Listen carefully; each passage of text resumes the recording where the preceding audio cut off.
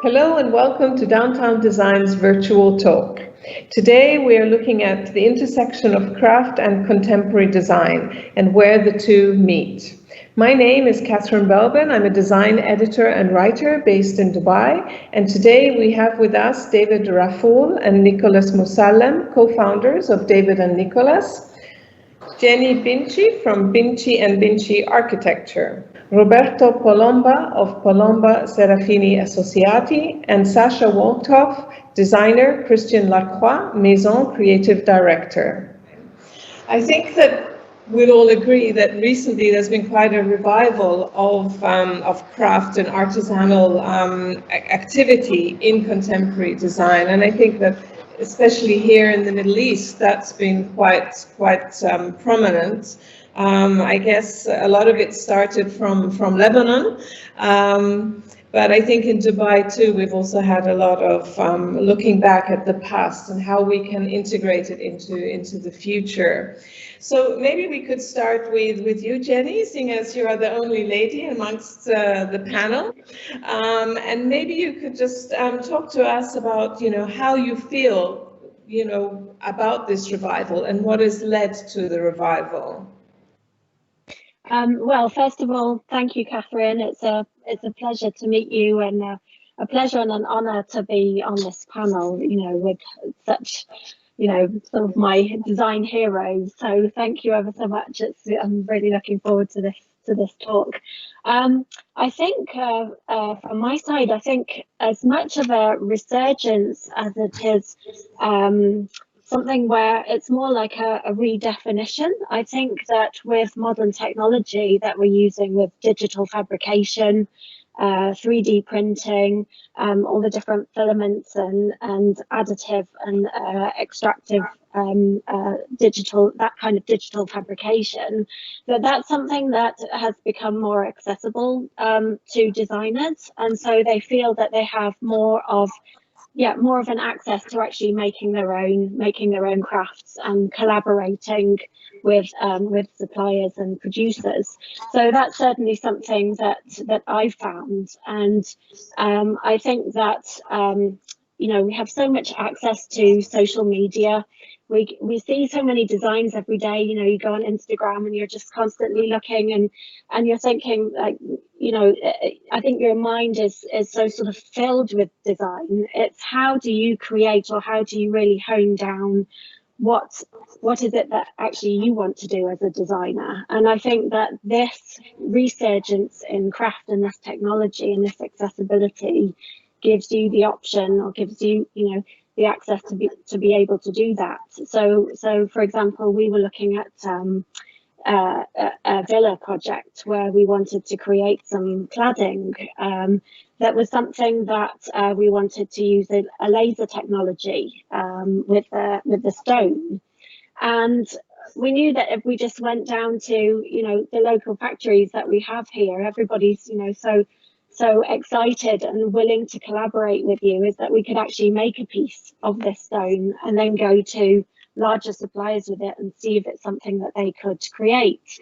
So we found that actually being able to collaborate with people meant that we could then make a small sample that we could then go and collaborate with manufacturers on a larger scale. So yeah, I think it's a resurgence, it's a redefinition, and it's these new technologies that we all have access to.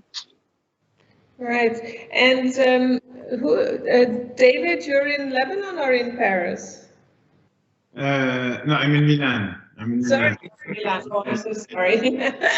So what do you think is causing the resurgence? I think that it's more about also the research of something more unique, more unique, more. And I think that Nicolas also thinks the same, but it's about how to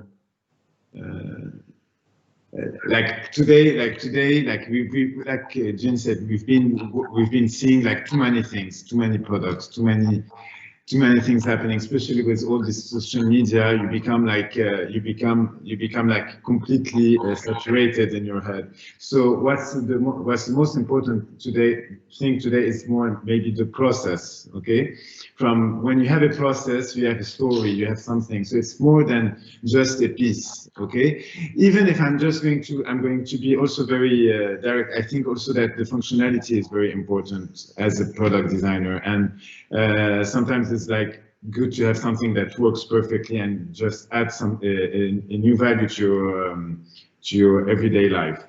We're not going to also reinvent the wheel, okay? But we can adapt to the new way of our new lifestyle, because lifestyle is growing too quickly, and maybe the pace, we have to slow down the pace. It's, yeah. Yes, I think we all agree on that. Yes, and Sacha, I mean, what is your take on why we're sort of looking back to tradition and to things from yesteryear? Yes, I'm really agreeing with David about the thing that there is too much offers, and that's why in a way we do go back to very special things and things which are quite unique. Actually, for me, it's something that I've been doing all my life, coming from the couture world.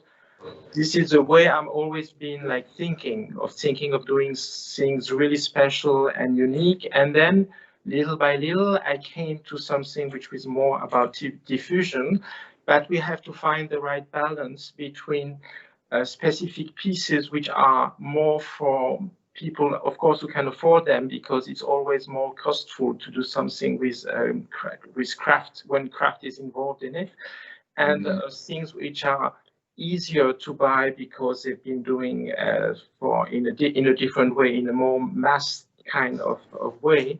But you have to really to think of it first and to see for who you're working, for what kind of object you want to do, and what is the purpose of the object. And at that moment, you can decide to go one path or the other. And of course, I think, for example, if I go back to fashion, if you do a jeans is really a mass product kind of item, and of course can also be done in a very specific kind of couture way, but it will still be a jeans. So why do you use couture to do something that you could do mass? But then when you do a sequined dress, of course, you really need to go to something which is specialized to it and to do something which is rather unique. So depending of the grade of the object you're doing, you go to one side or to the other. And actually, I prefer to go to crafts, but sometimes it's also great to go into mass production, depending on what you do. So I think it's more a question of choice, and more than this is, because I don't like to go back to craft to be a trend, because for me it's something that should always be there. That's the reason why I'm more into choose what you need to what you want to achieve. And this is why also I'm going back to what David said about the thing that you have to, there is too much things. So at one point, it's better to do only one, which is perfectly done. It can be mass or craft, doesn't matter if it's good. But to do, especially in design now, we see so many kind of same items, the 3 table levels, and that somebody did and it was great. And then suddenly you have like 100 of three level tables. And that's too much, and it's a shame, because the first one who did it really did it for a purpose, and it was super well done, and then you have all this reproduction of reproduction. So that's also why I think the craft kind of thinking came back, because of that element we just saw, all of us. But Roberto, you come from a country that is just so rich in craftsmanship and artisanal, and everything at one time was made by hand. How do you feel about the way that these traditions are being incorporated in today's design, whether it's in furniture making or in interiors? Italy is the best place to speak about craft and industrial, because we both have the hundreds of years of history in craft production and many years of history in industrial production. Our furniture culture was born with these small brands growing up from a tradition of craft, and evolving this tradition of craft and getting the new technologies on the side. They were growing, and they were involved in different kind of technologies, but keeping our values. Because for us, when we talk about craft, we talk about quality. And when we talk about industrial, we talk about the possibility to reproduce this kind of quality in a good number, to control the price and to reach more people as possible. But when I look at my job, everyday job, I am a very lucky person, because I really can have the opportunity to work with these craftsmen that give us the opportunity not only to design but also to invent new techniques, new shapes, and they inspire us, and they are always on our side to try to push our boundaries more and more. We design lamps that are reproduced in hundreds of pieces, but the glass is already blown in the same way that was done in the medieval time in Venice, in the Venice Lagoon. Or we work with the Raffoul, for example, that is one of the main producers of furniture, quality furniture in leather in the world, and we still work the leather in the same way that was done in 50 years ago. But with new technology, in order to, for example, we design a sofa for Raffoul that is involved in aluminum structure and is completely disassemblable in order to make it completely, let me say, eco-friendly, but using craft where it's necessary to create a special quality that makes this product unique. But also, I have to say that sometimes we ignore that behind some kind of products that they look very industrial, behind there is a craft soul. For example, perhaps you didn't know that the industrial production of sanitary wares needs to be finished by hands. So the sanitary ware that looks so industrial, the ceramic sanitary wares, they are so much looking industrial. Each and every one looks similar, and so on and so on. At the end of the production, you need somebody that go there and caress with the water and with the hands until they are perfect, they correct all the things. So the hand of the man can be substituted by a machine.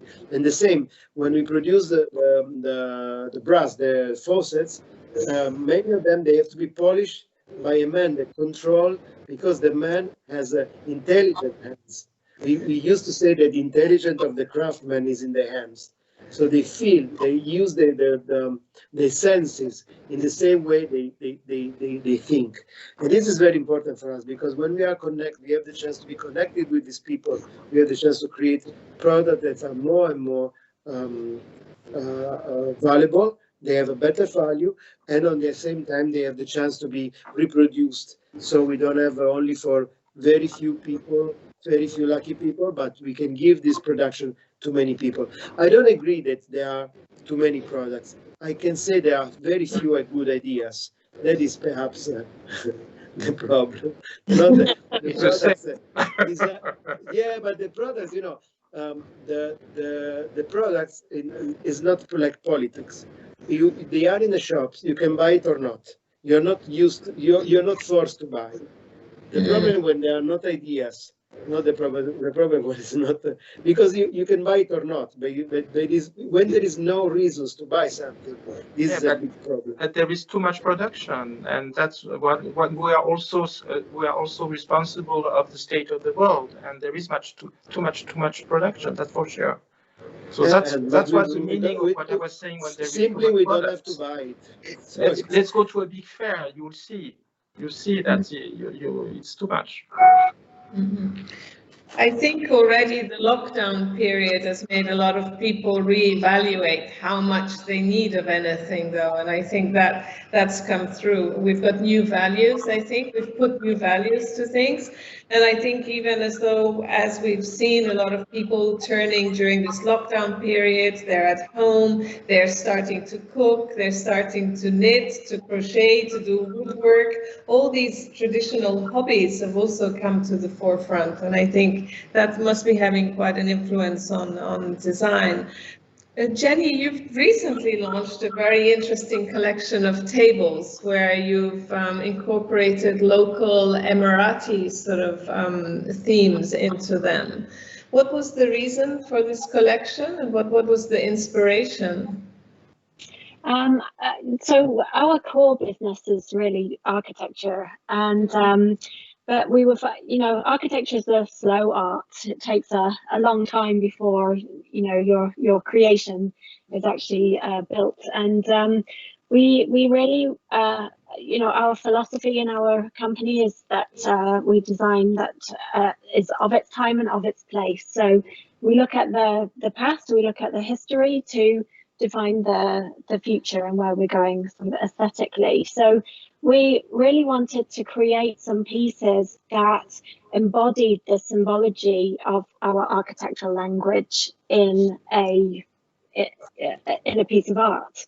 And I think it's the same way as, architects always say, oh, you should be able to sketch your design on a napkin in kind of 3 lines. It's the same idea really with this collection that we launched, which is kind of collectible art pieces. But we really did that because we were just there wasn't a business plan around it. It was more that we just wanted to see where this led. And working in working with products is so very different from architecture. When you design a building, it stays in one place, and you don't have to pick it up and put it on a truck and send it to somebody, and you have to think how to package it and how heavy it is and how big it is and if it will break, and there's so much more around designing a product. So we really did that just as a kind of a collection almost for ourselves really, but then that, and I think in line with this conversation about craft and contemporary, we've found that that's opened so many doors, and to collaborate with designers, with suppliers for tiles, for wallpaper, for collectible art, we're now starting to enter into exactly what this conversation is all about now, which is really exciting. Oh, that's great.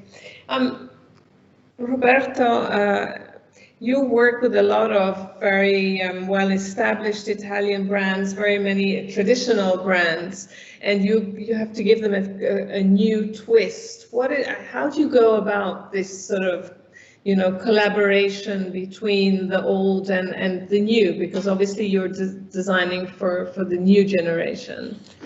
It's not easy because the problem is that what I said before, there are no many ideas, and the market is not speaking, and I think a good designer is listening the question and answering simply. I think that this moment is an interesting moment because it's forcing us to think about the future, a different kind of future. So what was clear before the lockdown, before this horrible moment, is not clear anymore. So we have to reinvent our role as designer, but also as men's and women's in the world. And I think that this will give us a twist in our brains in order to reinvent the way we are thinking about our homes, our public spaces, our hotels, and so on. We are working now with some brands in order to think a different way to design furnitures, but also this acceleration we had in digital is very important for us. For example, we are thinking to produce furnitures that will be sold only by e-commerce. So that means they have to be designed in a completely different way. because they will be never experienced by somebody in a real shop. So they're going to have different kind of limits, different kind of finishing sizes and so on, because they have to be shipped in a different way. They have to be selected and chosen in a different way. So it's interesting how also the most traditional brands, they are now thinking in trying to think in a completely different way. And I think the biggest inspiration is coming today by this horrible moment. But after a crisis, always comes a boom, and after a boom, always comes a crisis. This is in the natural things of the nature. And Sacha, how do you go about selecting the brands that you collaborate with? Because you're also working with very long established brands in Portugal and in France. How do you choose them, and is it based on the type of artisanal work that they're doing? We choose each other, in general, it's just a meeting. You meet people and then you get along well with them, and then you decide to do something. I'm very fortunate because I've never been forced to do something I didn't really want to do. So it's really, first at all, it's about the meeting. When I meet people, because it's friends of the friends, or because they call you, or they call you, or whatever the meeting happen, then it's the meeting. Everything begin with the meeting. If we are on the same page, we are going to do something together, And at the moment this thing is decided, I'm really keen into knowing very well the company I'm going to work with, to know the people who did the company. If they are still there, wonderful. Otherwise, I would say the history of the company, and then to blend into that company and to add my little point of view to this company. But I'm never going against the company. I'm not like arriving with a design and I want this design to be done. I'm always designing for the collaboration. It's really something which I need to integrate part of the part of the history of the brand into the design. So this is my way of doing when I'm meeting those people. Interesting. And David and Nicolas, you've been taking your amazing furniture around the world to some of the most well-known galleries. What is the inspiration behind your collections? The first exhibition we did with carpenters, that was called Supernova, which is talking about the death, like supernova, which is the death of the star and the reborn of a new star with all the residues of the past one. It's like comparing the Beirut that was destroyed 7 times. And the thing is that like today it was destroyed 8. It's the 8th time that happened. So there is this thing like happening is that like our parents were inspired, like the generation of our parents was inspired by the war that happened in Mount, like in the 1970s to the 90s. But this time we really don't want to be focused on what happened the 2 months before. So we are really we are a bit, reprocessing what we want to create. That's true, because this is why I was really talking about stuff that we really need, because at the end, when you see stuff like that are gone, like in 1 second, you are thinking that you just want to focus on stuff that you really need. But in the same time, you are looking for beauty. So now we are like beauty is very important. It's something that, I don't know, it's not something that we don't want to be inspired by on what happened right now, because we don't want to be now the generation that is inspired by a blast and blah, blah, blah, and blah, blah, blah. So it's a bit, every time Lebanon, is in the process. Being Lebanese is processing what's happening all the time, identities. And I think there is also this thing in all the Middle East.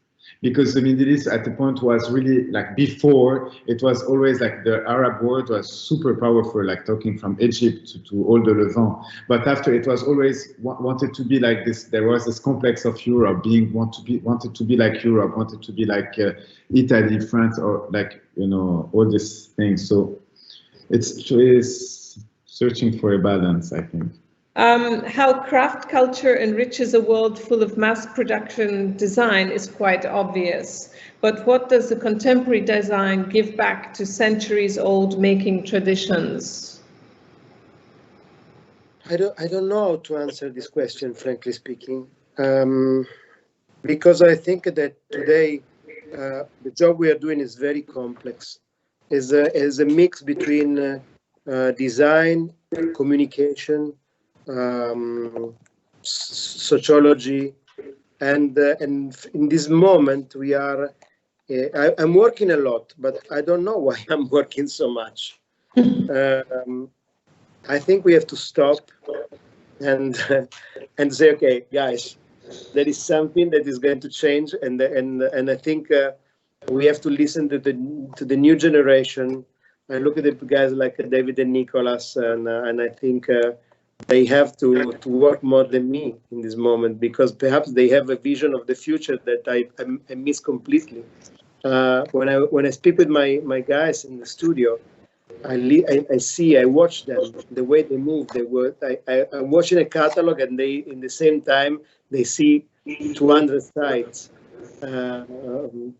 Everything is so fast, it's so quick. I am so slow and so old. I think I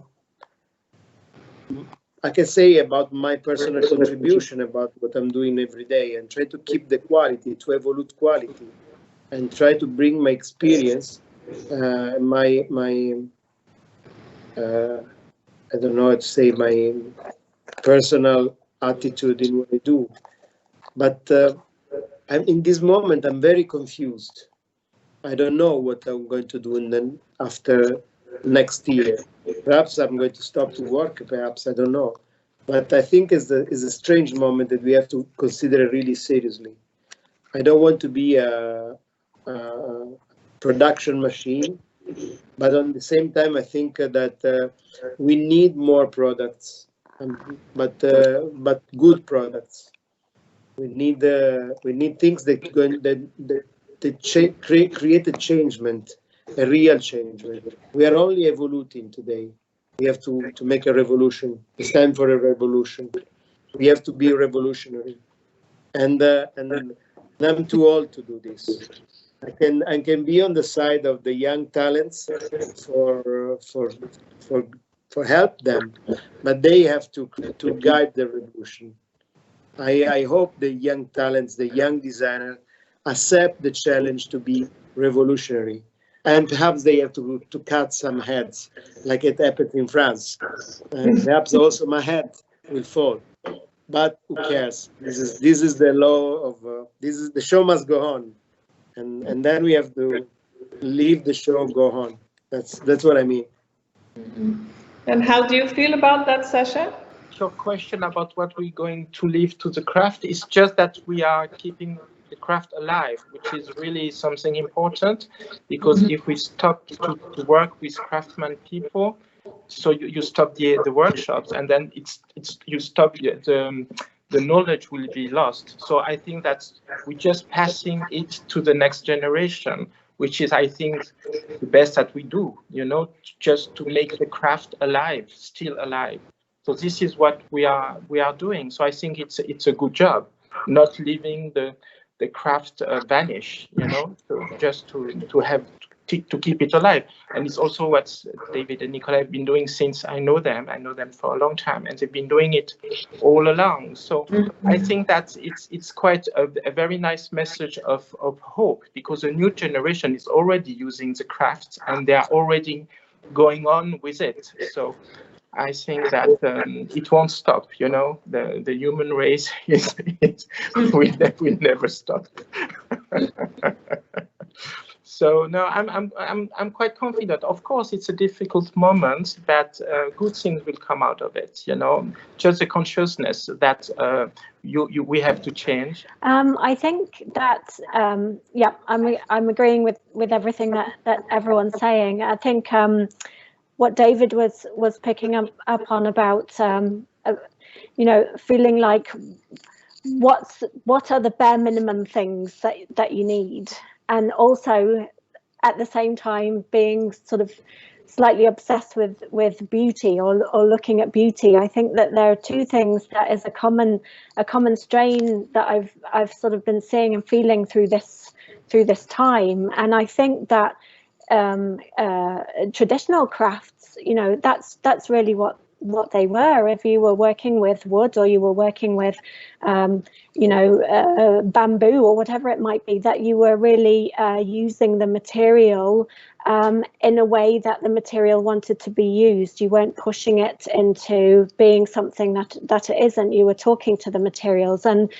that to me, if you're really expressing the material and its beauty, then and you're expressing the structure of the material, then that to me is beauty, because beauty is integrity. So I think we're keeping traditional crafts alive by looking at by really looking at you know, that sort of stripping away everything else, and trying to see what is the real essence of what it is that we're doing and why are we doing it. David and Nicolas, what are you working on at the moment? You are sort of the youthful energy in this group today that's blazing the path forward.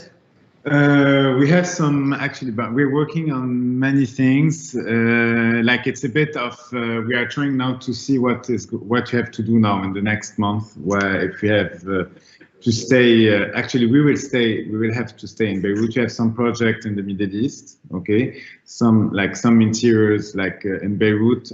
That's very crazy, because we thought that we're gonna stop everything after what happened. But anyway, it's good that we have still projects there.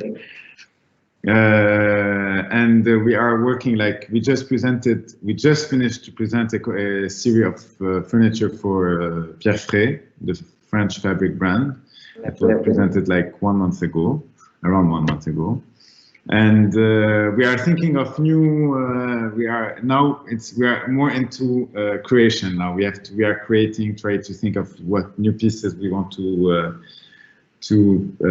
present. But also, there is the thing that we are taking a bit our time just to do the right thing. So we just don't want to just burn some steps right now. I Roberto also said, it's the time of. There is a lot of responsibilities. How do each of you see the way forward? I mean, do you think that we will be, the new furniture, the new interiors are going to just continue being driven by technological advances, like Roberto was saying? Now he has to think about designing a chair that can be taken to market in a completely different way. How is this affecting all of your work and your designing, in fact? Maybe you can comment on that, Sacha? Well, I think it does exist already. I think you have a lot of furniture that you can buy on internet already. So I don't think this is a big revolution. Maybe more people will think about it, but it's still there. I mean, it's not like it does not exist. So for me, I think that we are all a bit traumatized by the situation, but that when things will calm down, we will also calm down, you know? Maybe we will have some lesson that we will take to us and make some improvement in the way we are. But I don't really think that there will be a revolution. I'm not a believer of that, but maybe I'm wrong. We will see. And David? Technology is definitely important, how we see the world moving, and we should be always up to date, and it's something very actual. And the thing is that how to balance is how to mix, to use technology in a way to make it authentic, you know, not to make it distant from the human, but anyway, but technology is it's super important. It's something we love to. Nicolas and I, we are really interested about new machines, new way of working. If there is this new way and this human invented this new machine, the 5-axis, 6-axis, or anything, we're gonna use it. it's something we're going to use it. But our role also is to give this piece also a soul. So I think we're not really on the same page with this, David and I. Actually it's a struggle we've been having for a while, because he's always saying we need to look into technology a bit more, and I'm anti-technology whatsoever, anti-social media, fast movements. I don't like that. So, however, there is something that Roberto was saying before, and that is actually, I think, the balance of everything is happening when you have products that are mass-produced and finished by the intelligent hand. And I think this sums up all what we should always keep an eye on, keeping the smart hand. It cannot become just AI and artificial intelligence and machines and 3D printing. I hate 3D printing. It's something I would never use, I think. I hope I never use it, because I feel that it's killing everything that we're trying to do. And when we were in Portugal with Sacha, you remember, I think everybody here knows that when you work with a factory that has a big history, you always have the cranky people of the factory that don't want to change, and you have those that want to do too modern things. And it's actually taking the best out of each of them, which helps us move forward. And for me, I think it's a cycle. Designer learns from artisan, artisan learns from designer, designer learns from artisan. And that cycle, I think, will always exist, and no machine can remove it. That's why you have countries that have a huge industrial power that are not doing pieces that have soul or communicate with other humans. So I think it's important to keep this balance alive. Totally agree. Yeah, I think it's definitely about a balance, and I mean we've found really that you know, in this stage that the market is difficult, and you know, clients want to see how you can add more and more value. You know, how you can do things in shorter time, and you know, how you can create more beautiful things. And it's a little exhausting to, you know, I think people want to try to you know, take advantage of the market when it's difficult, to take advantage of designers, you know, and we have to be wary of that. And you know, it's sort of, there's two sides to this. The lockdown gave us the opportunity to sort of think, well, okay, what is it that we're actually doing here? Let's reflect back on this, you know, this period of time, and see what we can actually do to diversify, you know, our abilities, or learn more things. You know, while we're stuck in our houses, we have this amazing thing called the internet, where we can go and search and learn so many different things, and communicate with people very quickly, like this. So I think, you know, we sort of used that time to sort of reassess.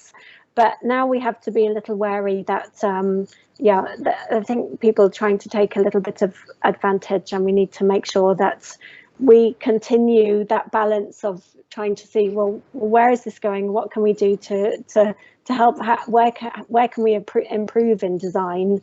You know, and make sure that we don't sort of get caught up in trying to make sure that we, you know, satisfy our clients in a way that maybe is not so satisfactory. So yeah, it's a little bit of a balance of both. And Roberto, what are you working on at the moment? Are you coming out with some new collections soon that combine this, you know, artisanal craft with new technology? We are working on several products now, with couple of new collections for many brands. We are working a lot in sanitary ware with the Ideal Standard, that is very well distributed also in Dubai, and they have a very nice place and a very nice center in Dubai, as we have in London and Milano. But we are working in craft a lot with the Poltrona Frau, with a new collection of furniture, but I can't tell you about what, because it will come and it's a top secret. I can tell you that I'm designing the entire home collection for a big brand of fashion, one of the biggest one, and you will see in a short time. And this is a very big challenge, because we are working a lot with craft, because, you know, with with fashion, we have to work a lot with the craft on some parts and with some specific fabric and so on. And especially because this brand is very complicated, and it's a nightmare, guys. Because to work with the fashion people is absolutely not to work like with the design people. They change idea every 5 minutes, and they're pulling me crazy. But it's a funny experience. You will see, and that I think it's going to be something, I hope, very very rock.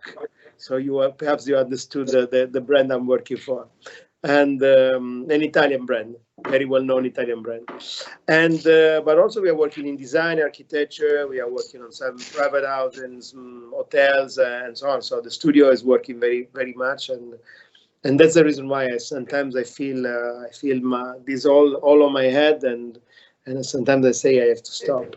By the way, when I was speaking about products only on the web, produced only for the web. No, it's true. There are many products existing, but they are. What I mean is, when a brand like a traditional, I work for the best and the most important big furniture players in the world. And these people, they used to have a distribution that guided the way they designed those products. So these brands, they never considered the web as a market. So they never considered the people that is behind the web e-commerce like a market. So they were doing just things for the very exclusive and very expensive product. So for them, perhaps for the world is not a big revolution, but for this kind of producer is a real big revolution. Because when a quality brand like Raffoul or like B&B or Flexform or Minotti or many of these brands, they start to know there is another market, there is another way to reach the people, there is new people they can talk with. That can change not only the product that already existing on the web, that basically are Chinese copies, but the way the quality can come to a different kind of people. So what is interesting to me is to bring the quality also to people that today are out from this kind of design. So I think that we have to reinvent the role also for those brands. Those brands are a little bit old. They are used to live in a sort of comfort zone. And they have been for many years like, okay, they have a big turnover, they have already big distribution, and so on. But the world is changing. And also those brands, they have to bring their quality to all other kind of people. And they have to know that there is new people, new countries. When we opened the market in Far East, for example, was it completely new. We had to adapt our design to these people and influence and be influenced by these people. So it's interesting. It's a process. We will see what will happen. Thank you very much for our panelists today. It's been a very interesting discussion. We have a lot of different views on the future of contemporary design and where it mixes with the past, the role that craft plays in contemporary design. So once again, I would just like to say thank you very much to David, Nicolas, Jennie, Roberto, and Sacha. Thank you very much, and we look forward to seeing you at the next edition of Dubai Design Week.